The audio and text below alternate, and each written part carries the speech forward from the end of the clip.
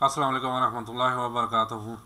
नाज़रीन, एक नई वीडियो के साथ हाजिर खिदमत हूँ और उम्मीद करता हूँ इस वीडियो की आप पसंद करेंगे और कमेंट्स बॉक्स में जाकर मेरी दिलजोई करेंगे और नए आने को वालों को खुश आमदीद वेलकम और रिक्वेस्ट के मेरी वीडियोस को पसंद करें और चैनल मेरे को सब्सक्राइब करें और कमेंट्स बॉक्स में जाके मेरी कमेंट्स पास करें ताकि जिससे मैं अपनी वीडियोस को मज़ीद बेहतर कर सकूं। जनाब, ये एक और तहरीर जो मुझे आई जिसका अनवान है ये जुल्म आखिर कब तक।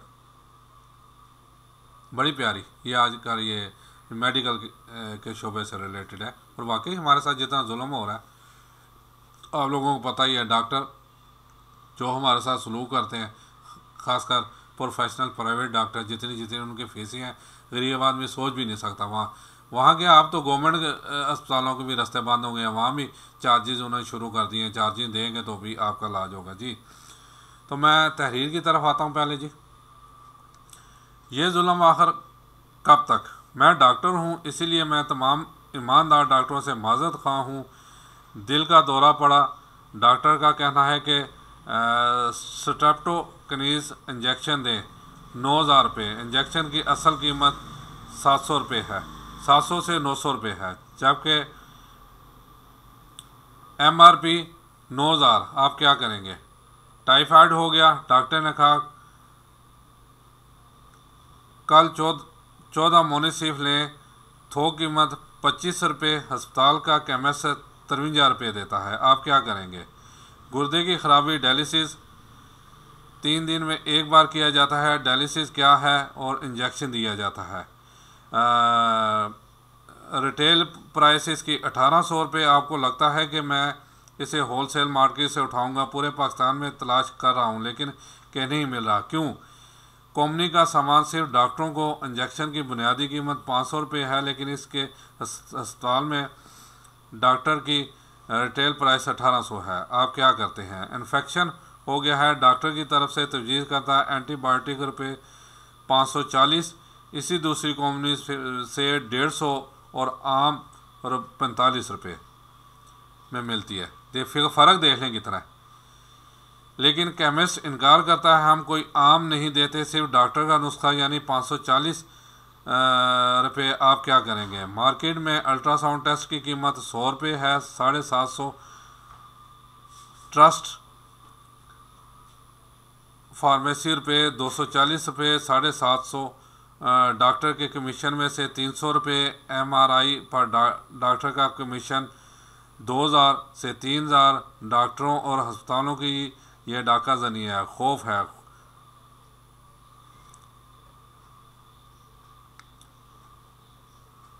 जी, डॉक्टरों और अस्पतालों की ये डाका जनी है, खौफ है, खौफ मुल्क पाकिस्तान में जारी है। अद्वियात कंपनियों की लॉबी इतनी मजबूत है कि वो बराह रास्त मुल्क को यरगमाल बनाए हुए है। डॉक्टर्स और दवासाज कंपनियां मुलवस हैं, दोनों हुकूमत को ब्लैकमेल कर रही हैं। बड़ा सवाल, मीडिया दिन रात क्या दिखाता है। घड़े में गिरने वाला शहजादा, बगैर ड्राइवर वाली car, Rocky Sawant, big boss, सास, क्राइम रिपोर्ट, क्रिकेटर की गर्लफ्रेंड, ये सब कुछ दिखाता है। लेकिन डॉक्टर कंपनियां, अस्पताल और दवासाज कंपनियां इसकी वजाहत डकैती क्यों नहीं दिखाती। मीडिया माशरे की मदद को नहीं आएगा तो कौन आएगा। मीडिया लॉबी के जुल्म को कैसे रोका जाए। क्या ये लॉबी हुकूमत को गिरा रही है। मीडिया क्यों खामोश है। 20 रुपये मज़ीद मांगे जाने पर ऑटो रिक्शा ड्राइवर को मारा जाएगा। आप डॉक्टर के लिए क्या करते हैं। अगर आपको लगता है कि ये सच है तो इसे सबको भेजें, सबको बताएं, अवेयरनेस पैदा करें। जनाब, ये बिल्कुल मैंने आपको बताया सही है कि डॉक्टर्स, मैं छोटी सी बात बताऊं, 2-3 बातें बताने लगा हूँ। मेरा एक दोस्त ये मेडिकल लैब में था, आज से ये 25 साल पहले की बता, अब तो काफ़ी आगे निकल गया। वह एक इंटरनेशनल कंपनी में था। वो बताता था कि जनाब ये इसी पे बात हो रही थी कि डॉक्टर इतनी महंगी दवाइयाँ क्यों लिख के देते हैं। कहता है जनाब कैसे ना लिख के दें। कहता है अब मैं इसमें एक्सपर्ट हूँ तो मुझे कोई बिल्कुल नई प्रोडक्ट आती है ना, फिर भेजा जाता है। नई प्रोडक्ट के लिए ज़रा कायल करना पड़ता है डॉक्टर को, ख़ासकर प्रोफेसर को जो बड़े होते हैं, बड़े कसाई। ये डॉक्टर नहीं है आजकल, कसाई हैं।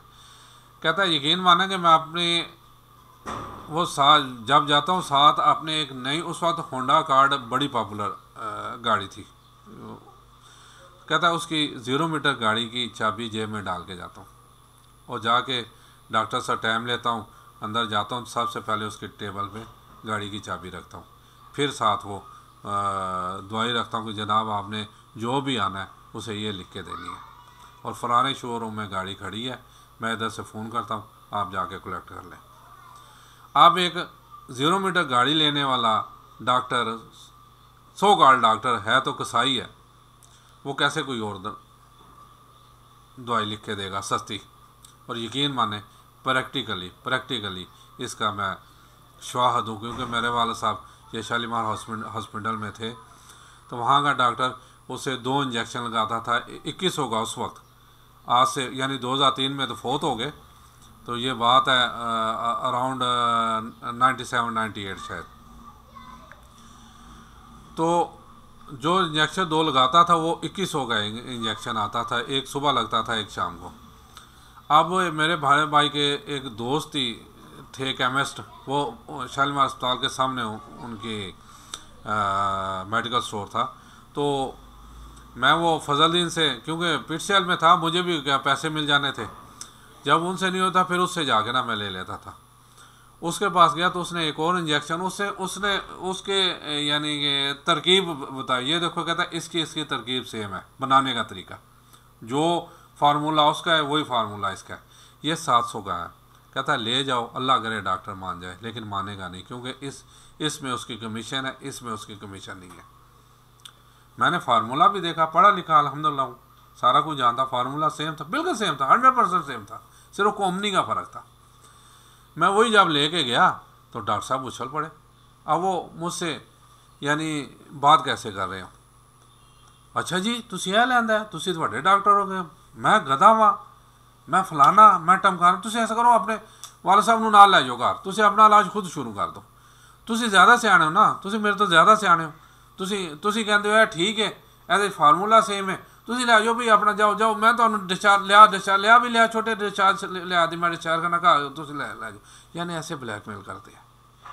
और मैंने बड़ी मुश्किल का मिन्नत लगा, मैंने कहा डॉक्टर साहब गलती हो गई, आप जैसा चाहेंगे वैसे ही होगा। अब से जैसे मेरे पीछे फिर पिटसेल था, यानी मुझे उधर से पेमेंट मिल जानी थी। एक गरीब आदमी जाके हॉस्पिटल्स में कैसे इलाज कराएगा। अब वजह क्या है कि ये भी एक माफिया है, हर हुकूमत भी माफिया बैठा है, मेडिकल के शोबे में माफिया बैठा है, एजुकेशन में शोबे में भी माफिया बैठा हुआ है, हर जगह माफिया बैठा हुआ है। हमारे पाकिस्तान में माफिया के ये तो बड़े नाग हैं जिन्हें आसानी से कुचला भी नहीं जा सकता, इनके लिए मेहनत करनी पड़ेगी। अब यही चीज़ देख लें कि वाकई ये एक सुमोटो लिया था ना, ये जो स्टार्ट डालते हैं, स्टार्ट डालने के 1-1.5 लाख ले रहे थे, तो वो पीछे चीफ जस्टिस ने करके यार उसने बाकायदा कहा, उसने कहा यार ये $10 का आता है, क्यों जुल्म करते हो। उसने कुछ फ़ीस कम करवाई थी उसकी, लेकिन बात फिर वही दोबारा। तो ये टगे टोकरी चीज़ें ला के आगे महंगे दामों इसलिए बेचते हैं, इसमें डॉक्टरों की जो है ना वो कमीशनें होती हैं, वरना हमारा इलाज कभी भी इतना मुश्किल ना हो। गरीब आदमी भी जाके अपना एक फिर छोटी सी बात, ये मुख्तलिफ ब्लैकमेल करते हैं। वही बात आ गई मौलाना तारजी मिल साहब की, वो उन्होंने बताया कि, और मैं तो ख़ुद इस चीज़ का ऐनी शाहिद हूँ, काफ़ी अर्सा पहले ये पाकिस्तान के गवर्नमेंट हॉस्पिटल में इन्होंने खाना देना भी बंद कर दिया और दवाइयाँ देनी भी बंद कर दी जी, आप बाहर से लेके आए। म्यू हॉस्पिटल में मौलाना तारिक जमील साहब के बिहाफ में मैं बात कर रहा हूँ, उन्होंने अभी भी वो के लिए मौजूद होगा, मैं निकाल सकता हूँ कि उनका एक तबलीगी जमात का ही MS लग गया म्यू हॉस्पिटल में। उसने उधर बारगेनिंग की, मेरे ख्याल शायद इन्हीं गवर्नमेंट वालों से ही, क्योंकि लंच बॉक्स इन्होंने देना शुरू कर दिया, अभी भी यही दे रहे हैं मोस्टली गवर्नमेंट के हॉस्पिटल्स में। तो खाना भी दोबारा शुरू किया, और 1 रुपये की दवाई हो या 1 लाख की हो या 1 करोड़ में एमरजेंसी में वो फ्री कर दी। और दूसरा देखें कि जब साल इख्तिताम होता था, जो उन्हें फंड मिलता था उसमें से 20% या 25% वो गवर्नमेंट को वापस करता था, क्योंकि वो खुद ईमानदार बंदा था।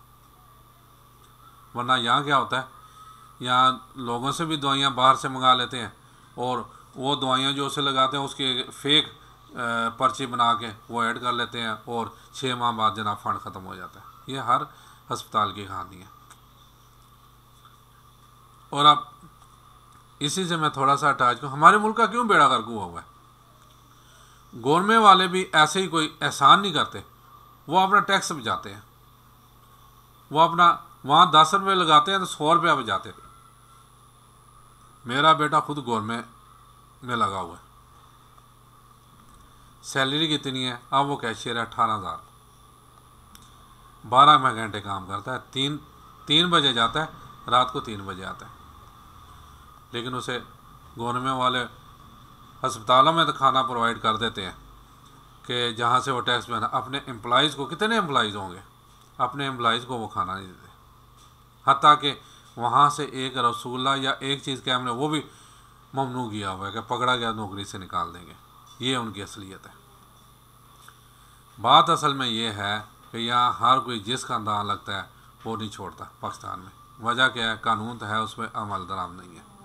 ये आज अगर ये लटकाने वाला काम शुरू कर देना कि करप्शन जो भी करे, छोटी हो बड़ी हो, उसे उसी चौक पे लटका दें और कम अज़ कम 1 महीना नहीं तो 1 हफ्ता वहाँ लटका रहे और साथ एक बाकायदा बोर्ड चस्पाओं के इससे फलानी करप्शन का जो है ना अपना सज़ा मिली है। लेकिन पाकिस्तान में तो करप्ट लोग जो हैं वो मौजें कर रहे हैं, वो याशियाँ कर रहे हैं। उसकी मिसाल मैं चाइना में दे रहा। चाइना में क्यों ये चीज़ें नहीं होती कि चाइना में उसके सदर की कई दफ़ा मैंने शेयर भी है फेसबुक, उसने कहा जी चाइना क्यों खुशहाल है। कहता जी पिछले 1 साल में हमने 300 वज़रा को फांसियाँ दी करप्शन की बिना पे। यहाँ करप्ट टोला हुकूमत में बैठा हुआ है, उनमें और हम में ये फ़र्क है। और फिर मैंने ये 96-97 में पढ़ा था, वो हेल्थ मिनिस्टर था चाइना का ही, उसने एक लाइसेंस जारी कर दिया कि उस लाइसेंस से अगर अद्वियात अगर बन जाती, बनी नहीं अगर बन जाती तो अमवात वाक़या हो सकती थी, यानी वो जो मेडिसन थी वो डेंजरस थी। तो उसे पकड़ लिया, उससे पूछा, मान गया हाँ भी ये ज़ाहिर लाइसेंस उसके साइन होते हैं, जारी किया, उसे वहीं फांसी देती। दूसरा क्या, वहाँ का निज़ाम इतना अच्छा है जो हमारा हो ही नहीं सकता, क्योंकि ये जानबूझ के किया जाता है। एक बंदा खुद मानता है कि जी ये जुर्म मैंने किया, वो सेशन कोर्ट से चलता है, वो सुप्रीम कोर्ट तक जाते हैं, वैसे ही वो तभी मौत मर जाता है। भाई एक बंदा माना है, ये इतना दकियानूसी निज़ाम क्यों रखा हुआ है आप लोगों ने। फारग करो, काजी कोर्ट ठीक है, 10 में से 1-2 बंदे हो सकता है कि बेगुनाह भी सज़ावार हो जाए, लेकिन 8 को तो जायज़ सज़ा मिलेगी। ये आस्ता आस्ता ही, अगर ये कचरा साफ़ करना है तो हमें ये काम करना पड़ेगा। ये नहीं कि सेशन कोर्ट से काम चलते चलते चलते 4 साल सेशन कोर्ट में लगते हैं, 10 साल आगे हाई कोर्ट में लगते हैं, फिर उस पर इंटर कोर्ट अपील का भी उसे बेनिफिट मिल जाता है, फिर उसमें 4 साल लग जाएंगे, फिर आगे सुप्रीम कोर्ट में 4 साल लगेंगे। वो बंदा फिर ऊपर से बात वही है, हमारे यहाँ पे सज़ा क्या होती है, और जी अच्छा मेरा जुर्म साबित हो गया, इससे 50 बार फांसी पे लटका दो जी, एक। दूसरा 2 करोड़ इसे जुर्माना, इतने साल कैद, उससे पहले 5 साल या 10 साल कैद, फिर 2 करोड़ जुर्माना। अगर जुर्माना नहीं देगा 10 साल मजीद इसकी कैद इजाफा कर। और मैं पागल ना पुत्रा, सीधा मैंने फांसी का फंदा नज़र आ रहा है तो मैं तुम्हें पैसे देवांगा, मैं तो अपनी तबई मौत मार जावांगा उदों तक, मैं कहूँ तो देवा। वो खुदा के बंदो, फांसी देनी है तो उसको अभी यहाँ से इसे लेके जाओ, सीधा फांसी गाड़ लेके जाओ, इसे फांसी दो। ऐसे इंसाफ मिलेगा, ऐसे करप्शन ख़त्म होगी। और जहाँ जो हमारे इस मुल्क में हो रहा है ना, उससे नहीं। 90 में मैं ये GPO के सामने तारघर में था, वहाँ मेरी अपॉइंट हुई थी 14/11/1990। वहाँ एक वकील ने मशहूर किया था मुझे बहुत, वहाँ का हाई कोर्ट का सुप्रिटेंडेंट मेरा यार था।